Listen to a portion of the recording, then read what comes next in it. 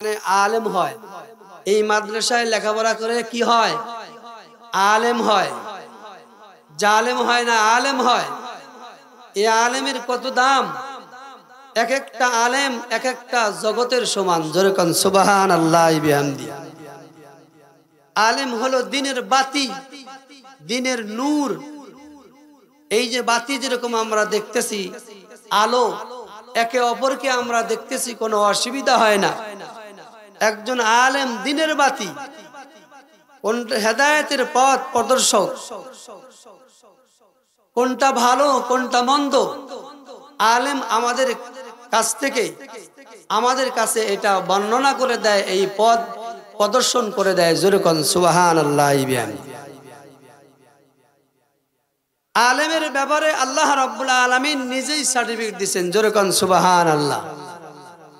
আল্লাহর নবী বলেন, কুন আলিমান আও মুতাআল্লিমান আও মুঈনান আও মুস্তামিআন ওয়ালা তাকুন খামিসান ফাতুহলিক।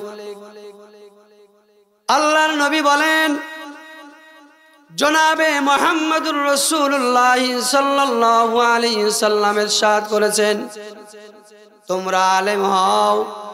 যদি আলেম না হইতে পারো, সন্তানগুলো আলেম বানাও, তালেবে ইলম হও। সন্তান যদি আলেম না বানাইতে পারো, তাদের সাথে সম্পর্ক রাখো। সম্পর্ক যদি না রাখতে পারো, তাদেরকে সহযোগিতা করো, সাহায্য করো। এই চারটার যে কোনো একটার ভিতরে থাকো। ওয়ালা তাকুন খামিসান ফাতুহলিক। পঞ্চম নাম্বারে হইও না। পঞ্চম নাম্বারে হইলে তুমি ধ্বংস হয়ে যাইবা। জোরে কোন নাউজুবিল্লাহ। নয় আলেম হওয়া লাগবে, নয় তালিবুল ইলম হতে হবে, আর নয় তাদেরকে মহব্বত করা লাগবে, আর নয় তাদেরকে সহযোগিতা করা লাগবে। এই চার কাজের ভিতরে যে কোনো একটা থাকা লাগবে। এই চার কাজের ভিতরে যদি আমরা না থাকি, পঞ্চম ব্যক্তি হয়ে যাইব, এই ব্যক্তি ধ্বংস হয়ে যাবে। জোরে কোন নাউজুবিল্লাহি মিন জালিক। আলেম সম্পর্কে আল্লাহ রাব্বুল আলামিন দেখেন কি বলেন, ইন্নামা ইয়াখশাল্লাহ মিন ইবাদিহিল উলামা। নিশ্চয় আলেম আল্লাহকে বেশি ভয় করে। আলেম কাকে ভয় করে? জোরে বলেন, কাকে ভয় করে? আরো জোরে বলেন। আলেম আল্লাহকে ভয় করে। এই কথাটা আমার আল্লাহ নিজেই ঘোষণা দিয়েছেন।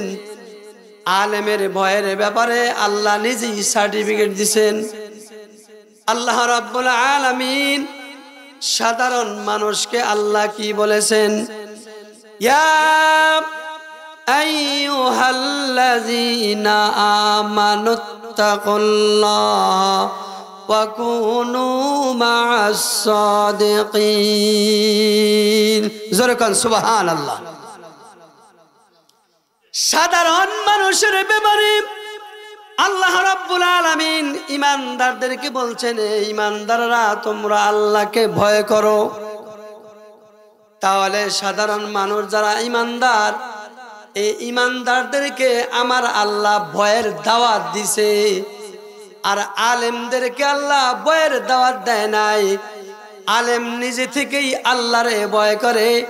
এই কথাটা আল্লাহর পাক জবানে দুনিয়ার সমস্ত মানুষদেরকে সূরা ফাতিরের 28 নম্বর আয়াতে আল্লাহ ঘোষণা দিয়ে দিয়েছেন, আলেম হলো সবচেয়ে বেশি ভয় করে। জোরে কোন সুবহানাল্লাহ। তাহলে আলেম হলো সিনিয়র। আর যাদেরকে আল্লাহ ভয়ের দাওয়াত দিছে এরা হলো জুনিয়র। জুনিয়রের চাইতে সিনিয়ররা বড়। সিনিয়ররা কি বড়? এই যে আমাদের দেশে রাজনীতিবিদ যারা আছে, বিএনপি আছে, আওয়ামী লীগ আছে, জামাত ইসলাম আছে, জাতীয় পার্টি আছে, বিভিন্ন দল আছে। বিভিন্ন দলের ভিতরে এরকম নেতা আছে, পার্টি নেতা আছে, উপরের লেভেলের নেতা আছে, কিছু সিনিয়র নেতা আছে, কিছু জুনিয়র নেতা আছে। জুনিয়র নেতারা সিনিয়র নেতারা যে পরামর্শ করে, যে হুকুম করে, তাদের পরামর্শ অনুযায়ী জুনিয়র নেতাদেরকে এরকম দল গঠন করতে হয়, তাদের কথা শুনিয়া এরকম কাজ করতে হয়। কথা ঠিক না বেঠি? জুনিয়রদের কথা শুনিয়া সিনিয়ররা কথা শুনে না, বরং জুনিয়ররা সিনিয়রদের কথা শুনিয়া তারা সমাজে কাজ করে, দলের কাজ করে। এখন আপনারা বলেন, এই পাতি নেতা সিনিয়র নেতাদের কথা যদি জুনিয়ররা না শুনে, বলেন তো দেখি এই ব্যক্তিরা জুনিয়ররা তাদের দলে থাকতে পারবে? জোরে বলেন, পারবে? থাকতে পারবে না। তাদেরকে বহিষ্কার করে দিবে, দল থেকে বহিষ্কার করে দিবে। দেখেন আমার আল্লাহ কি কয়। আমার আল্লাহ বলেন, আলেমরা বেশি ভয় করে তামাম পৃথিবীর ভিতরে এরা হলো সিনিয়র। যারা ইমানদারদেরকে আল্লাহ ভয়ের দাওয়াত দিছে এরা হলো জুনিয়র। কাজে জুনিয়রদের কাজ হলো সিনিয়ররা যা কিছু বলবে তাদের পরামর্শই সিদ্ধান্ত অনুযায়ী আমাদের দুনিয়ার ভিতরে জীবন যাপন করা লাগবে। কথা ঠিক না বেঠি? এই জন্য আলেমরা যে পরামর্শ দেয় তাদের কথা শোনা লাগবে। কিন্তু আমরা নিজেরাই বেশি বুঝি, আলেমের কোনো সিদ্ধান্ত আমরা গ্রহণ করি না। কথা ঠিক না বেঠি? আলেমে আবার কি বুঝি? কিছু কিছু মুনাফিক আছে যারা মাদ্রাসাকে ভালোবাসে না, উপরে উপরে ভালোবাসে কিন্তু হাকিকাতান মাদ্রাসারে ভালোবাসে না, আলেমদেরকে ভালোবাসে না। যদি ভালোবাসতো তাহলে মাহফিলে এসে বসতো। ভালোবাসে না বিদায় মাহফিলে এসে বসে না, আলেমদের কাছে বসে না।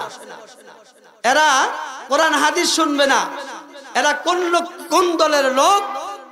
এরা হলো আবু জেহেলের সেই যে বুলি ঘোষণা করেছিলেন, তারা সেই দলের লোক। আবু জেহেল কি বলেছিলেন?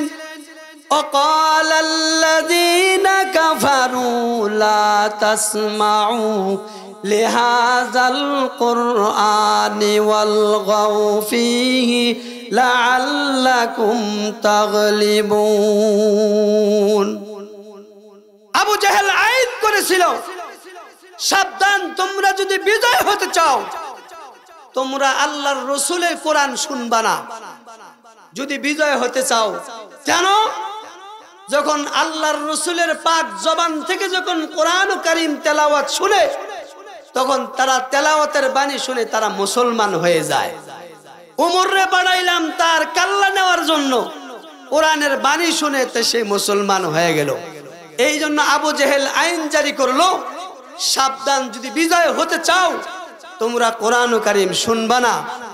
কিছু সমাজের লোক আছে মুনাফিক, এরা সেই দলের লোক, এরা কোনোদিন কোরআনের আলোচনা শুনবে না। কেন? কোরআনের আলোচনা শুনলে হেদায়েত পাওয়া যাবে, সমাজের ভিতরে বাটপারি করতে পারবে না, সমাজের ভিতরে দুই নাম্বারি করতে পারবে না, সমাজের ভিতরে মানুষকে ধোঁকা দিতে পারবে না। যাতে ধোঁকা দিতে পারে এই জন্য কোরআন শুনতে তারা রাজি নাই, এই জন্য উলামায়ে কেরামদের মজলিসে তারা বসে না। জোরে বলেন, কথা ঠিক না বেঠি? এরা আবার বলে যে আলেমরা আবার কি জানে? আলেমরা জানে না, তুমি কি জানো? তুমি কচু জানো? এরা আবার অহংকারী করে কথা কয়। আলেমের কি মর্যাদা!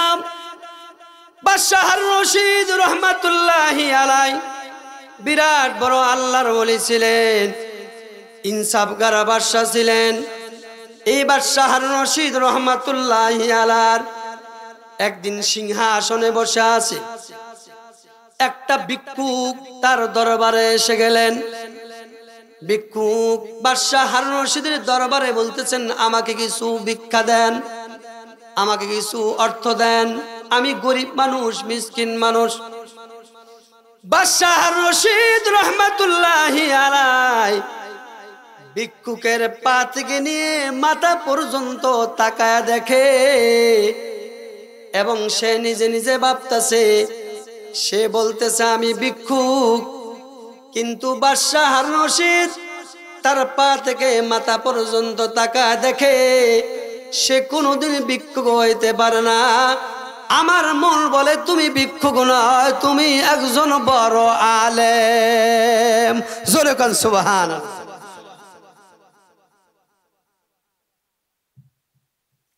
আমার মন সাক্ষী দেয় তুমি ভিক্ষুক হইতে পারে না, আলেম কোনোদিন ভিক্ষুক হইতে পারে না।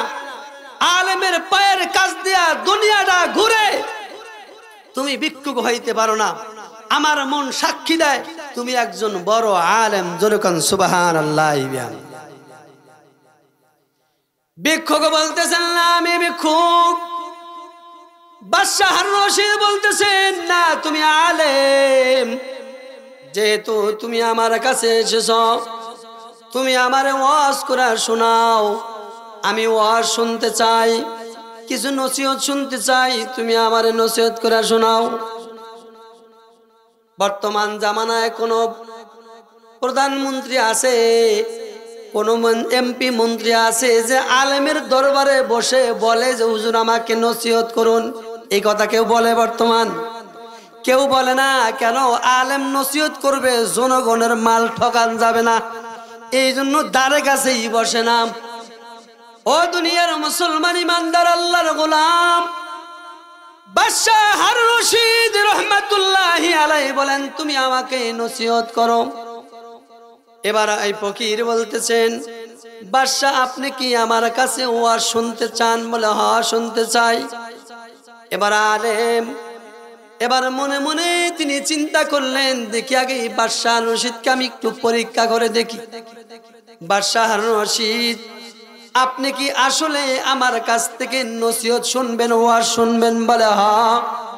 কয় আমি যদি ওয়াজ করি আর আপনি যদি শ্রোতা হন, তাহলে শ্রোতার দাম বেশি না আলেমের দাম বেশি না বক্তার দাম বেশি? কয় বক্তার দাম বেশি, আলেমের দাম বেশি। কয় আপনি শ্রোতা হবেন আর আমি বক্তা হব, আমি আলেম হয়ে আপনাকে নসিহত করব। কাজেই বক্তা নিচে বসে থাকবে আর শ্রোতা উপরে বসে থাকবে, এটা কি বেয়াদবি হয় না? বাদশাহ রশিদ নিচে নেমে গেলেন, আলেমকে তার নিজের সিংহাসনে বসতে দিলেন। জোরে কোন সুবহানাল্লাহ, আর জোরে কোন সুবহানাল্লাহ। একজন প্রধানমন্ত্রী চেহারে চেয়ার অন্যজনকে বসার জন্য কোন বর্তমান কোন প্রধানমন্ত্রী দিবে? জোরে বলেন দিবে? কত বড় দাজ্জাল, কত বড় অহংকার। আলেমের শান সবার উপরে, আলেমের শান হলো সবার উপরে। বাদশাহ হারুন রশিদ আলেম ছিলেন, তাই তিনি আলেমের মর্যাদা বুঝতেন, এই জন্য আলেমের শান তিনি উপরেই মর্যাদা দিছেন। জোরে কোন সুবহানাল্লাহ। আলেম ওয়াজ করে শুনাইতেছে বাদশাহ হারুন রশিদ আপনাকে আমি ওয়াজ করে শোনাই। আপনি হলো দুনিয়ার বাদশাহ। আপনি মনে করেন এমন একটা জঙ্গলে গেছেন, মরুভূমি এলাকায়, মরুভূমি এলাকায় আপনি চলে গেছেন। চৈত্র মাস, রৌদ্র খুব প্রখর, যেখানে কোনো বাতাস নাই, গরমের মৌসুম। এই মুহূর্তের ভিতরে আপনি একা একা, আপনার পানির পিপাসা লাগছে, আপনি পানি পানি বলে চিৎকার করতেছেন, আপনি কোথাও পানি পাইতেছেন না। আপনি মনে মনে ভাবতেছেন আর বলতেছেন আয় রায়, আমার আঙ্গুলের ইশারায় আমার রাজত্ব চলে, প্রজারা আমার আঙ্গুলের ইশারায় চলে, এমপি মন্ত্রীরা আমার আঙ্গুলের ইশারায় চলে, আর্মি বিডিআর পুলিশ বাহিনী আমার আঙ্গুলের ইশারায় চলে। আজকে এমন মরুভূমি এলাকা, আমি পানির পিপাসায় ছটফট করতেছি, কোন ব্যক্তি আমার জন্য পানি নিয়ে আসতেছে না, আগায় আসে না। আপনি মুমূর্ষু অবস্থায় আপনার জানটা বের হয়ে যায়। এই মুহূর্তের ভিতরে আপনি কান্নাকাটি করতেছেন আর এই কথাগুলো আপনি মনে মনে বলতেছেন। আপনার প্রাণ, আপনার জান বের হয়ে যায়। এই মুহূর্তের ভিতরে কোন জায়গায় থেকে যদি একটা রাখাল আসে, পানি এক গ্লাস পানি নিয়ে আসে, পানি নিয়ে যখন আসবে, আপনি রাখালের কাছে পানি চাইলেন, রাখাল আপনাকে পানি দিল না, কয় মাংনা পানি দিবে না, আমার কাছ থেকে পানি কিনতে হবে। এখন আপনি বলেন কি পরিমাণ অর্থ সম্পদ ব্যয় করে রাখালের কাছে থেকে এক গ্লাস পানি আপনি ক্রয় করবেন।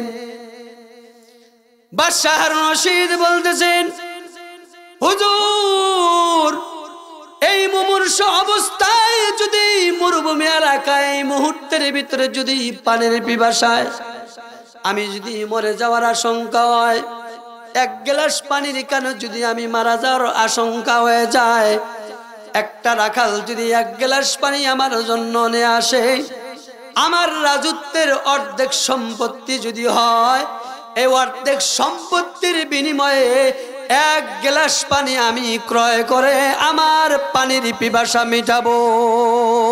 জোরে কোন সুবহানাল্লাহ।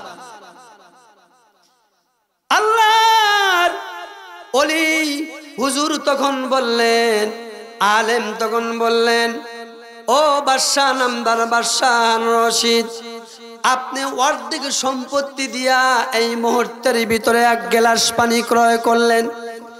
এই গ্লাসের পানি যদি আপনার ভিতরে যায়, যদি এই গ্লাসের পানি আপনার পেশাবের রাস্তা যদি বন্ধ হয়ে যায়, মনে করেন আপনার পেশাবের রাস্তা বন্ধ হয়ে গেছে, পেশাব আটকে আপনি মারা যাওয়ার আশঙ্কা হন, কি পরিমাণ এই পেশাব চিকিৎসা করার জন্য, পেশাব বের করার জন্য কি পরিমাণ অর্থ সম্পদ আপনি ব্যয় করবেন?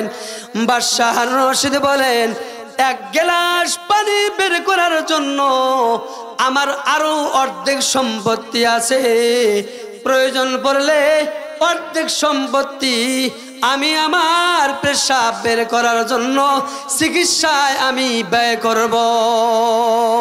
জোরে কোন আল্লাহু আকবার। হুজুর বললেন, বাদশাহ নামদার, আপনি একটা রাজ্যের মালিক, আপনি কি কোনোদিন চিন্তা করেছেন তাহলে আপনার পুরা রাজ্যটা হলো এক গ্লাস পানির দাম, এক গ্লাস পানির দাম হলো আপনার পুরা রাজ্যটা। আপনি কি কোনোদিন চিন্তা করেছেন আল্লাহ পাকের নিয়ামত কত পানি যে আপনি ভক্ষণ করেছেন?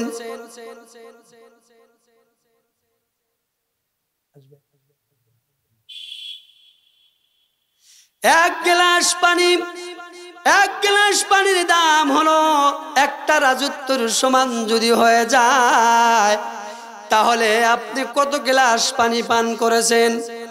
এই আপনার রাজ্য থেকে কতগুলা নিয়ামত আপনি ভক্ষণ করেছেন? আপনি কি কোনোদিন চিন্তা করেছেন? আপনি কি কোনোদিন চিন্তা করেছেন কত কত টাকা পয়সা নষ্ট করেছেন? কোনোদিন কি চিন্তা করেছেন? বলে না, কোনোদিন চিন্তা করে নাই। এবার বাদশাহ এই কথা শুনিয়া জর্জর করে চোখ থেকে পানি পড়ে দাড়ি মোবারক ভিজে গেল। আপনি যে প্রজাদেরকে কত কষ্ট দিয়েছেন, প্রজাদেরকে কত ঠকায়া খাইছেন, আপনি কি কোনোদিন চিন্তা করেছেন? আপনি অর্থ সম্পদ যে ব্যয় করছেন, কোনোদিন কি চিন্তা করছেন? এবার বাদশাহ হারুন রশিদ বলতেছেন, ও আলেম রে, তুমি আজকে আমার চক্ষু তুমি খুলে দিলা। এবার বাদশাহ হারুন রশিদ চক্ষু যখন খুলে দিল, কয় আমার বাদশাহীর দরকার নাই, তোমাকে আমি বাদশাহী দিয়া দিলাম। এবার কয় না, আমি বাদশাহী নেব না। কয় বাদশাহ, আমি আপনাকে এক গ্লাস পানি দেব যাইলাম, আপনার এই জনগণের মাল, জনগণের সম্পত্তি খুব হিসাব করে ভাঙবেন, অনর্থ কোনোদিন ভাঙবেন না। আপনার রাজত্ব আপনার কাছে থাক। জোরে জোরে কোন সুবহানাল্লাহ। এবার যখন আলেমকে যখন এই কথা বোঝাইলেন, তাকে নসিহত করলেন, তার চোখ খুলে গেল। আলেমকে সম্মান করার জন্য অনেক হাদিয়া তোফা দান করলেন, হাদিয়া দিয়ে দিলেন। এবং বাদশাহ হারুন রশিদ তার আন্দরমহল থেকে, সিংহাসন থেকে বাদশাহ হারুন রশিদ তাকে বিদায় দেওয়ার জন্য, আগায় দেওয়ার জন্য চলে যাইতেছে। বাদশারা এরকম আলেমের হাত ধরে তাকে আগায় দিবে, এরকম বাড়ি পর্যন্ত পৌঁছায় দিবে, তার গন্তব্যস্থল পর্যন্ত পৌঁছায় দিবে। ওই সংসদ ভবনে কিছু মুনাফিক থাকে। এই মুনাফিকরা কি করেছে, বাদশাহ রশিদের হাত টেনে ধরছে। আপনার এরকম আলেমকে সম্মান করা লাগবে, আপনি এত বড় একটা বাদশাহ হইয়া আপনারা তারা আগায় দেওয়া লাগবে না। মাত্র সিংহাসন থেকে 5টা কদম আগায় দিছে। জোরে কোন সুবহানাল্লাহ। 5টা কদম আগায় দিছে, আর মুনাফিকদের কারণে আগাইতে পারলেন না। ওই রাত্রিতে বাদশাহ রশিদ রহমাতুল্লাহি আলাইহি আল্লাহ স্বপ্নে দেখাইছে, বাদশাহ রশিদ তুমি যে আলেমকে সম্মান দিছ, তোমার সিংহাসন থেকে 5 কদম আগায় দিছিলা, এই 5 কদমের মর্যাদা তুমি কতটুকু পেয়েছ তুমি কি জানো? তোমার বংশধরের ভিতরে 500 বছর তোমার বংশধরের ভিতরে রাজত্ব কেউ কেড়ে নিতে পারবে না। 500 বছর তোমার বংশধররা রাজত্ব করবে। জোরে কোন সুবহানাল্লাহ।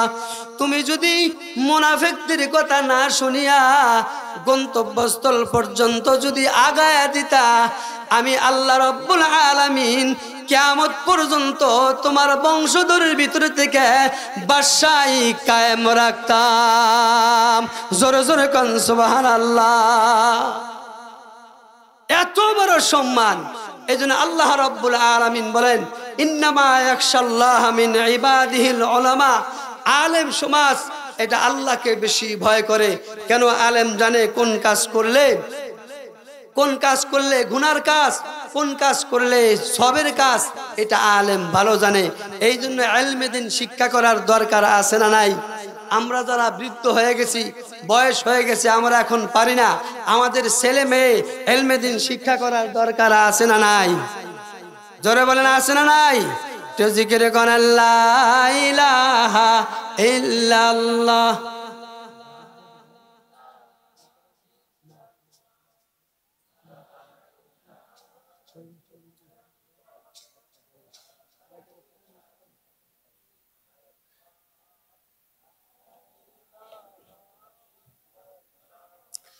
জোরে লা ইলাহা ইল্লাল্লাহ, লা ইলাহা ইল্লাল্লাহ।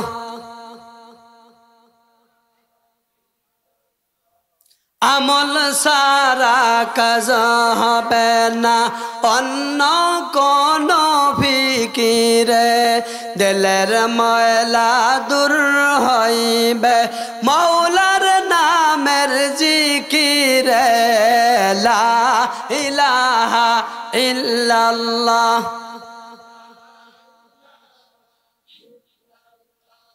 লা ইলাহা ইল্লাল্লাহ, লা ইলাহা ইল্লাল্লাহু মুহাম্মাদুর রাসূলুল্লাহ সাল্লাল্লাহু আলাইহি ওয়াসাল্লাম।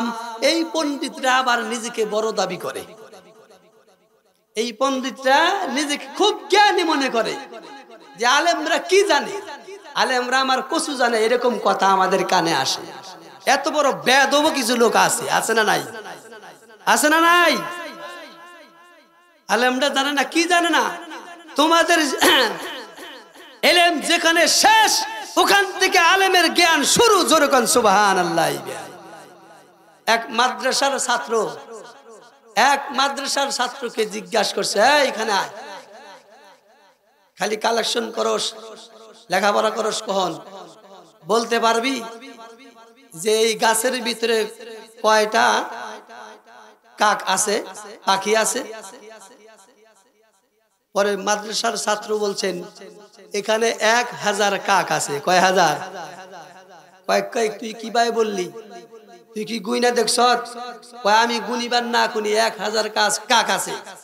যদি তোমরা গণনা করে দেখো, যদি 1000-এর চাইতে যদি কম হয়, বুঝবা এখান থেকে অন্য জায়গায় বেড়াইতে গেছে। আর যদি 1000-এর বেশি হয়, বুঝবা অন্য জায়গা থেকে এই গাছের ভিতরে বেড়াইতে আসছে, কিন্তু কাক 1000-ই। কোন জবাব আছে? এই বেদবটা বলে যে আলেমরা কি জানে, এগুলো আমাদের কানে আসে। গত বছর আরিফ বিন হাবিবকে এই মাদ্রাসায় আমরা আনছিলাম না? অনেকেই জানেন জবরদস্ত বিরাট একজন আলেম। কিছু বেদব আছে কয় এই বক্তায় কি জানে, কচু জানে, এই বেদবটা বলছেন। অথচ এই বেদব কোন আলেমের সাথে কোনো সম্পর্ক নাই, আলেমের সাথে কোনো ভালো নজরে তাকায় না।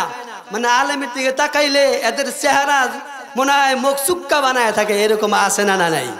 নিজেরা খুব জ্ঞানী মনে করে। এরা কেমন জ্ঞানী? এক গাদা চলছে, যাইতে যাইতে নরম মাড়ি পাইছে। নরম মাড়ি পাইয়ে গাদার পা ঢুকে পড়ছে, গর্ত হয়ে গেছে। গাদা পেশাব করে দিছে। গাদার পায়ের চিহ্নটা গর্তের ভিতরে গাদার পেশাব ভর্তি হয়ে গেছে। একটা পিঁপড়া কোথাও যাইতেছিল, হঠাৎ করে ওই গাদার পেশাবের ভিতরে পিঁপড়াটা পড়ে গেছে। পিঁপড়া কোন রকম এরকম সাঁতার কাটাইতেছে। পিঁপড়া মনে মনে ভাবতেছে যে আমি এখন যাই কই, আমি এই সাগর পাড়ি দিয়া আমেরিকা আবিষ্কার করার জন্য আমি কিভাবে যাব? কোত্থেকে জানি একটা শুকনা তেঁতুলের পাতা ওই গাদার পেশাবের ভিতরে পড়ছে। পিঁপড়া খুব কষ্ট করে ওই শুকনা তেঁতুলের পাতার উপর বসছে। পিঁপড়া মনে মনে ভাবতেছে, আহ কি টাইটানিক জাহাজ, আমি এখন টাইটানিকের উপর, হ্যাঁ, খুব দাম্ভিকতার সাথে, খুব অহংকারের সাথে পিঁপড়া মনে মনে বলতেছে, আমি টাইটানিকের উপর সর হইয়া আমি আমেরিকা আবিষ্কার করার জন্য যাইতেছি। পিঁপড়া এই কথা বলতেছে। কত বড় অহংকার! গাদার পেশাবের উপরে তেঁতুলের পাতায় বসে পিঁপড়ার যে অহংকার! আমার দেশের গোটা নাস্তিক জাতীয় বুদ্ধিজীবীরা এই পিঁপড়ার চাইতে নিকৃষ্ট। জোরে বলেন কথা ঠিক না বেটি? নিজেরা খুব জ্ঞানী মনে করে। এদের মুখের দিকে তাকাইলে কোনোদিন হাসি খুশি দেখি না, মুখটা চুক্কা বানায় রাখে। আলেমের সাথে কোনোদিন সম্পর্ক হয় না। এদের সন্তান কোনোদিন আলেম হবে না। যদিও আলেম হয়, আলেমের পরিবেশে থাকবে না, আলেম থেকে বিচ্ছিন্ন হয়ে যাবে। কথা ঠিক না বেঠি? এরকম ইতিহাসও আছে আমাদের দেশে, এরকম ইতিহাসও আছে। হাফেজ বানাইছে, কারি বানাইছে, কিন্তু ওই যে বেদব, এই জন্য ছেলে মাদ্রাসার লেবাসে থাকে না, অন্য লেবাসে পরিণত হয়ে গেছে। কথা ঠিক না বেঠি? এই জন্য আলেমকে সম্মান করবেন, আলেমের সাথে সম্পর্ক রাখবেন। আলেমের সাথে সম্পর্ক রাখলে আল্লাহ তাআলা সবচেয়ে বেশি খুশি হয়ে যান। জোরে কোন সুবহানাল্লাহ। এই জন্য আল্লাহ রাব্বুল আলামিন বলেছেন, ইন্নামা ইয়াখশাল্লাহা মিন ইবাদিহিল উলামা। উলামায়ে কেরাম সবচেয়ে আল্লাহকে বেশি ভয় করে। এরা হলো সিনিয়র, আর আমরা হলো স্বাভাবিক যারা ইমানদার, আমরা হলো জুনিয়র। আলেমরা যে পরামর্শ দেয়, সিদ্ধান্ত দেয়, সেই সিদ্ধান্ত অনুযায়ী আমাদের কাজ করা লাগবে, তাদের হুকুম মান্য করা লাগবে। আল্লাহ তাআলা আপনাকে আমাকে সবাইকে আলেমের সিদ্ধান্ত অনুযায়ী আমাদের সবাইকে আমল করার তৌফিক দান করুন। সবাই বলে আমিন। ওয়া আখির দাওয়ানা আনিল হামদুলিল্লাহি রাব্বিল আলামিন। আসসালামু আলাইকুম ওয়া রাহমাতুল্লাহি ওয়া বারাকাতুহু। নারায়ে তাকবীর। প্রধান বক্তার আগমন।